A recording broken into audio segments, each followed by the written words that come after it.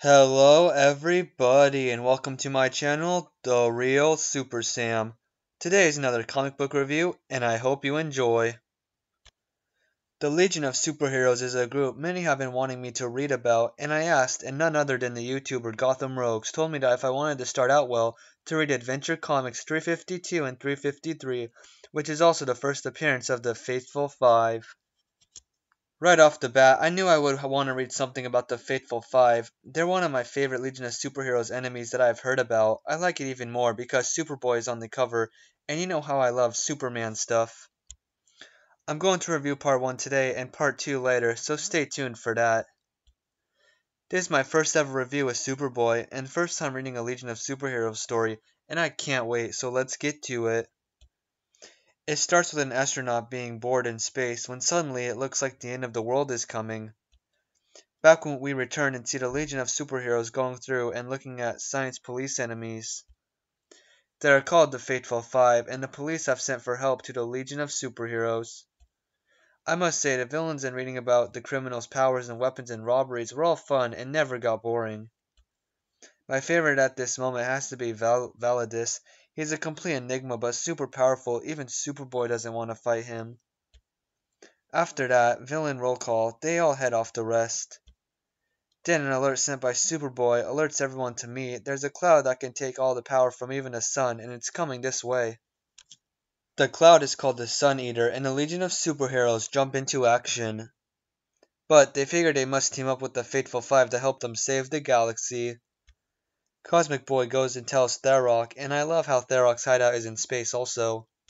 He seems like the Fateful Five's leader and a down-to-earth type of guy. I guess he is a leader. Superboy goes to another planet to tell the Empress and saves her from being burned at the stake. She can't escape by using her powers because of a green rock sapping her powers, kryptonite. It is hurting Superboy just by having it out. She's interested in Superboy and decides to stick with him, but also takes with her the kryptonite. I see a pattern. The Fateful Five will help the Legion, and they will also get an upper hand on the enemies. Sunboy goes to get Validus, and is revealed that Validus is to be executed tomorrow. He tells Validus that if he agrees to help, he will be free, and that sends him having bursts of rage, saying that he doesn't need any help to escape, but agrees anyway.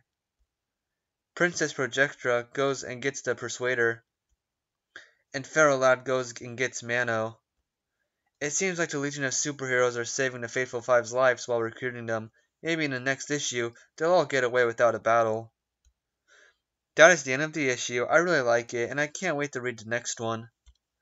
A pink cloud is a dumb villain if you call it that. The Fateful Five are very creative, and with the Legion of Superheroes makes this an issue that I need to have done on TV.